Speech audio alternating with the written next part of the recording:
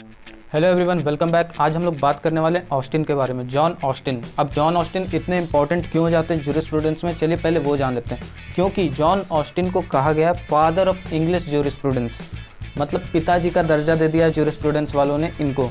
English jurisprudence के father हैं John Austin. अब जॉन ऑस्टिन वो बहुत पहले के समय के थे, अब पहले के समय के थे इसलिए उनकी बातें हो सकता है आज उतनी ज़्यादा रेलिवेंट नहीं लगे, बट अगर उनको फादर ऑफ इंग्लिश ज्यूरिस्प्रूडेंस बोला गया तो ज़रूर उनकी बातों में कुछ तो दम होगा, कुछ तो लॉजिक होगा। तो वीडियो में पूरा बने रहिएगा ताकि आप लोग सीख पाएँ जॉन ऑस्टिन ने क्या क्या बातें कही थी, उन्होंने क्या बताया था ज्यूरिस्प्रूडेंस के बारे में, लॉ के बारे में। तो चलिए वीडियो को शुरू करते हैं। एनालिटिकल स्कूल को सपोर्ट करने वाले जॉन ऑस्टिन का बर्थ हुआ था 1790 में। अब 1790 में इनका जन्म हुआ, उसके बाद इन्होंने ज्वाइन कर ली थी आर्मी। फिर जब इन्होंने आर्मी छोड़ी तो आर्मी छोड़ने के बाद ये एज अ प्रोफेसर टीच करने लगे यूनिवर्सिटीज़ में। तो फिर वहाँ से क्या होता है, क्योंकि हम लोग देखते हैं कि हिस्ट्री बहुत इंपॉर्टेंट करती है किसी के भी व्यू पॉइंट को रखने में। अगर किसी की हिस्ट्री जैसी रहेगी उसके व्यू पॉइंट्स वैसे ही होंगे, उसके थॉट्स भी उसी तरह के आएंगे।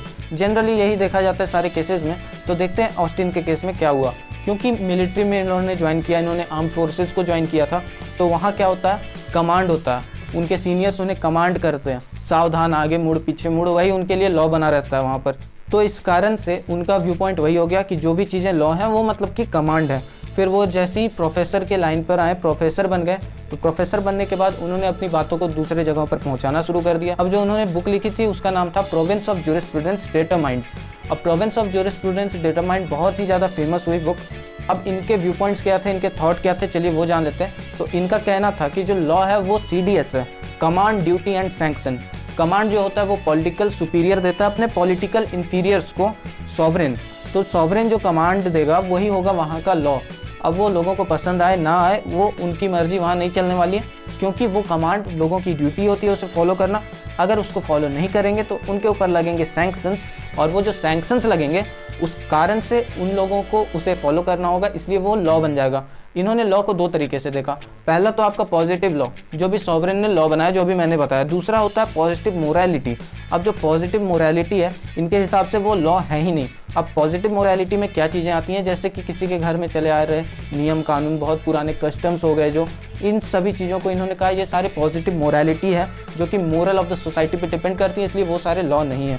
इनके हिसाब से लॉ वही होगा जो सॉवरेन के द्वारा दिया गया कमांड होगा। अब वो जो कमांड होगा वो सब लोगों को फॉलो करना। अगर कोई उसे नहीं करता तो उसके ऊपर सैंक्शंस लगेंगे, उसे सज़ा मिलेगी। उसके ऊपर जो भी सैंक्शन लगेगा, इस डर से वो इंसान उस लॉ को फॉलो करेगा। अब इनका थ्योरी यही था कि लोग कोई भी काम इसलिए नहीं करते क्योंकि उसके पीछे सज़ा होती है। सिंपल शब्दों में देखें तो लोग आज के डेट पे मर्डर इसलिए नहीं करेंगे क्योंकि उसमें सज़ा है, बहुत रिग्रेस पनिशमेंट है, इसलिए वो काम नहीं होता। तो इनके हिसाब से यही है कि लोग ट्रैफिक रूल्स इसलिए नहीं तोड़ेंगे क्योंकि अगर तोड़ा तो फाइन लग जाएगी। बट इनको क्रिटिसाइज़ भी किया बहुत सारे लोगों ने, सालमन ने भी इन्हें क्रिटिसाइज ही किया है इनके इस थ्योरी के कारण। उन्होंने कहा कि इनका लॉ जो है, इनका जो थ्योरी है कि यही बस लॉ है जिसमें कि सैंक्शन होगा, ड्यूटी होगा और कमांड होगा, ये बिल्कुल ही गलत है। ये एक पार्ट है लॉ का, एक पार्ट हो सकता है लॉ का, बट ये पूरा लॉ नहीं है। जैसा कि ऑस्टिन ने कहा था कि जो भी कमांड होगा वो सॉवरेन देगा, वही बस लॉ होगा। बट इन्होंने कहा कि नहीं, ऐसी चीज़ें नहीं होती हैं, क्योंकि बहुत सारी चीज़ें इस तरह से भी होती हैं जो कि कस्टम की तरफ से चली आ रही हैं, उसे लॉ बना दिया जाता है। कस्टम का बहुत बड़ा रेलिवेंसी है, तो कस्टम को नज़रअंदाज नहीं किया जा सकता, नेचुरल जस्टिस को नज़रअंदाज नहीं किया जा सकता, जजेस मेड लॉ को भी नज़रअंदाज नहीं किया जा सकता, मगर सबको नज़रअंदाज किया तो किसने, ऑस्टिन ने।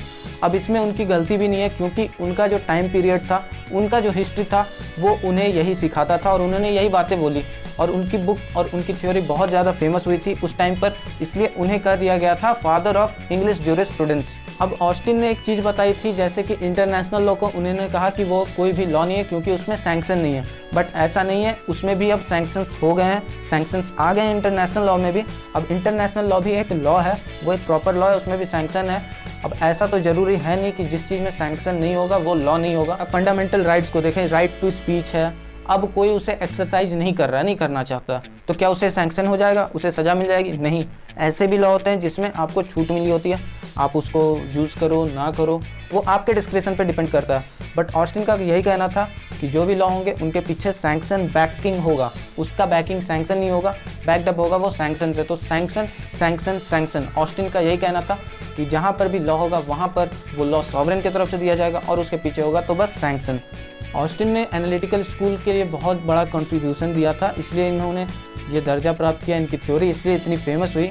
बट ऑस्टिन पूरे परफेक्ट नहीं थे, वो बस लॉ के एक पार्ट को ही बता पाए जो कि डेटरेंट टाइप का लॉ था, मतलब जिसमें कि सजाएं मिलती थी, उस पार्ट को ही बता पाए ऑस्टिन। उस पार्ट को नज़रअंदाज कर दिया जो जजेज मेड लॉ थे, जो मोरालिटी पे बेस्ड था, वो सारी चीज़ों को नज़रअंदाज कर दिया ऑस्टिन ने। इसलिए ऑस्टिन के थ्योरी को परफेक्ट नहीं माना जा सकता, बट हाँ वो बहुत ही बड़ा कॉन्ट्रीब्यूटिव फैक्टर बना हमारे ज्यूरिस्प्रूडेंस में, स्पेशली एनालिटिकल स्कूल को इससे बहुत ज़्यादा फ़ायदा हुआ। अब आज हम लोगों ने ऑस्टिन के बारे में जान लिया है, तो चलिए अब नेक्स्ट वीडियो में हम लोग मिलते हैं एक और नए टॉपिक के साथ में। तब तक के लिए थैंक यू। वीडियो को लाइक ज़रूर कर देना, अगर आपने चैनल सब्सक्राइब नहीं किया है तो चैनल को सब्सक्राइब करके बेल आइकन ज़रूर दबा देना।